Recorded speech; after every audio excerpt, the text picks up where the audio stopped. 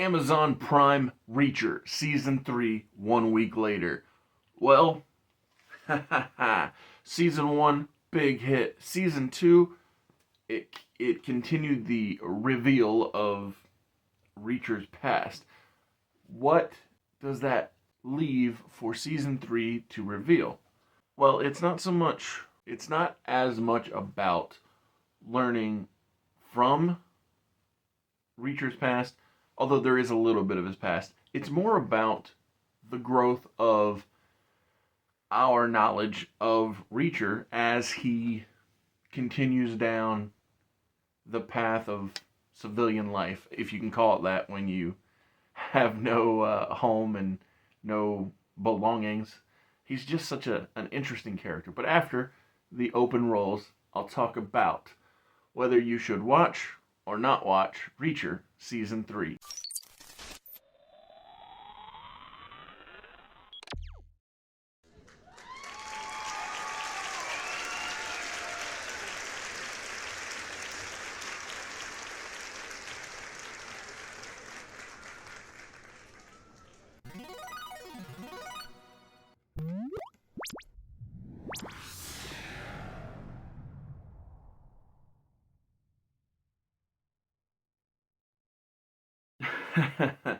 Paulie makes Reacher look small, which is quite the feat, and Neely acknowledges that.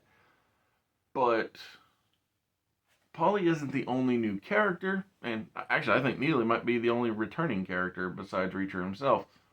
But like I said, Paulie's not the only new character because Anthony Michael Hall, one of my all-time favorite actors when it comes to primarily The Dead Zone on US or from USA Network, but so many good things when it comes to Anthony Michael Hall. Weird Science, 16 Candles, all kinds of classic Anthony Michael Hall projects out there. But yeah, my favorite of his stuff was the Dead Zone TV show based on the Stephen King book of the same name.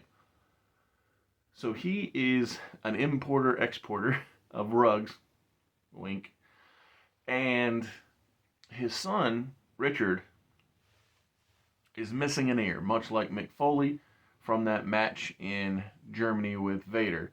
Although it wasn't Vader and it wasn't ropes that were put on too tight that led to Richard losing his ear. It was actually a man who took over Richard's dad's import-export business, a man that Reacher has a past with. At one point he was known as one thing, now he's known as something else, but the fact is, regardless of his name, he is still a bad, bad man. Reacher infiltrates Zachary, that's Richard's dad's organization, to get close to the man Reacher thought he had already killed in the past, given the fact that he shot him in the head. But the caliber of bullet, the placement, the fall, all kinds of things led to this bad man not dying. And the concept of Reacher being undercover, it just felt so foreign to me at first, because he is generally a very upfront guy from season 1 and into season 2. And so it was interesting to see this new development, but the most important difference here in season 3 is the fact that Reacher is looking out for Richard. Like I said, young enough guy who's missing an ear is obviously going to be a target of other young people. I believe they're like freshmen in college, basically. But, whether it be high school or early college, bullies will bully. And Richard, who went through hard times when he got his ear removed after a kidnapping or because of a kidnapping, he's not really much for standing up for himself. And the way that they got Reacher into the criminal organization, man, that was very original because and elaborate. My goodness, they basically played Richard for a fool, as if that the people who took him, kidnapped him before, were going to kidnap him again, and they did this whole act to where that it seemed like Reacher killed a cop, and so he was on the run and didn't even want Richard to be around him, which then obviously made it so Richard didn't think that Reacher was infiltrating his dad's company, because how can you infiltrate something when you don't even want to be around the person? And Susan Duffy, the lead investigator, detective, or whatever precise title is trying to figure out where her prior informant, Teresa, is, because, she promised her grandmother she'd get her home. But Duffy is very rough, I'll say. Like, she's just one of these folks that, like, rough, gruff, whatever you want to call it. She's just, stereotypical cop, bad attitude type thing. But, Reacher obviously don't care. He's rough and tumble all his own. And eventually they get together, but, there's so many things along the way where Richard figures out that Reacher is an infiltrator, but he's not the only one. There's also an ATF agent who is pretending to be a maid, and she gets found out and killed, and it's like the whole compound that the bad guys work off of. It's not just a prison for Zachary and Richard, but they have their own tide that takes out the trash when the bad guys get rid of problems. Thank you for being here at Mr. Super Oz. This video is going out, and this channel only exists because I, Oz, founded Gamble Comics, which first release was Everlasting Survivors, a 68-page graphic novel called All Day Long. Available now.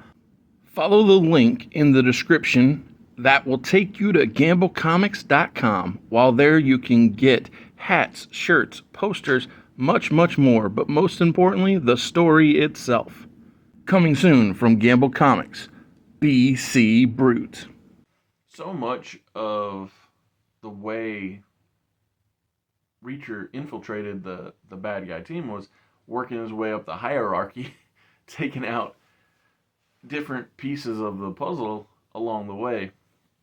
Anthony Michael Hall, as at first we think possibly the lead bad guy, we get revealed as it goes on as kind of basically a prisoner in his own home, or stuck in this hell of his own making, since the bigger bad took over his whole operation and has threatened to take out his son if anything was to go awry. And Neely actually figures out that this isn't the first time that the bad guy with a past with Reacher has actually taken over import-export businesses to make it what he wants it to be, or needs it to be at the given time, because he's doing illegal gun trafficking stuff for, like, the Russian mob. Basically anybody with enough money to buy in, probably. So anytime that the big bad feels like his meal ticket is up, he'll burn the whole system to the ground, move on, and take over a new place, which is, well, it's quite the cleanup process, I guess, and it's also just, it's very bold, I guess, is what I'm getting at.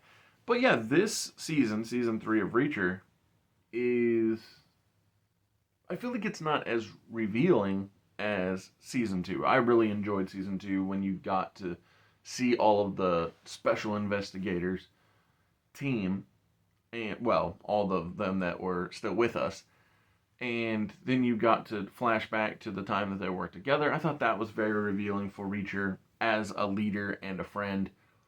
And as far as season 1, it was so tight and compact. They're in that one city, and obviously it had the emotional resonance of Reacher losing his brother, and so on a scale from which is the best, I still think that season 3 is a watch, that's for sure. So don't get me wrong on this. Season 3 is definitely worth the watch. But as far as it equaling or being greater than seasons 1 and 2, I'm not quite sure. I think that possibly season 1 is the best because of how well it introduces the world to the character of Reacher. I mean, not that people didn't already know about the Tom Cruise Jack Reacher and Tom Cruise Jack Reacher. Never back. It's not Never Back Down. Never. Whatever the second movie was called. So my point is, it's not that people didn't know that Jack Reacher existed, but the Amazon Prime season 1 was so stellar at introducing people to this new version, this more, I'm gonna say, accurate version of Jack Reacher. And like I said, season 2 just expounded upon his past and his demeanor, his thought processes. Whereas season 3, I think, is so action packed and fun and inventive with the fights, but it's not nearly as character revealing or illuminating per se. I mean, I don't think there's any new Reacher information. I mean, we learn about a person named Dominique that he had worked with before the entire Special Investigators team. Basically, Dominique was Neely before Neely was Neely. But in the grand scheme of things, this Reacher is the Reacher that we knew from season 1 and season 2, which is a good thing. There's nothing wrong with that in the realistically. And this is not about season 3. It's about, the real world and information, but it's been announced that Neely, the series, has been greenlit, so I'm interested to see how that plays out, because obviously she's good when she shows up to help Reacher, but will she be able to carry her own series? I'm not entirely certain. We'll find out. I hope that he cameos or basically plays her role in her show, where when times get tough, Reacher is who she reaches out to. Obviously, it's more difficult for her to reach out to him than it is for him to reach out to her, because she actually lives in the modern age world, has phones and addresses and things of that nature. But I still think it'd be cool if Alan Richardson showed up in the Neely series. And speaking of the continuation of this world, it was just announced, I think, I just saw earlier this week that season 4 will begin filming in the summer of 2025. So it just goes to show the success that Reacher on Amazon Prime is having, because they are, I mean, like I said, I think it's among the best things out there. I mean, so much so that I used it as the point of reference to advertise my most recent comic book project, BC Brute, saying that it's a hero story much like Reacher, where it's a good man that does the right thing, except my story happens in a bygone era instead of the relative now. And so to me, that just shows the relevance of Reachers, that you can actually use the concept of Reacher as almost an adjective or whatever, an explanation for other things out there, because he's so understandable. It's funny, I often feel that killing as a hero is frowned upon. I mean, Batman is definitely a part of it, Superman too, obviously, but when Reacher takes out bad guys, and is very confident and certain about it, it's like his confidence, his certainty about what the right thing to do and when is, really helps me as the viewer be like, yeah, you are making the right decision in this or almost any given time, because the way that he is so steadfast makes it seem like it makes it easy for the viewer to support his decisions, knowing his code, his way of thinking. And so, yeah, it's just interesting to see how one fictional character's presentation can really help sway an already established mindset. And so, yeah, anybody who hasn't watched Reacher season 1, season 2, or even season 3, I thoroughly recommend going back to Amazon Prime and checking it out because it's top quality stuff. So, in the case of Reacher season 3 and Mr. Super Oz, it is definitely a watch.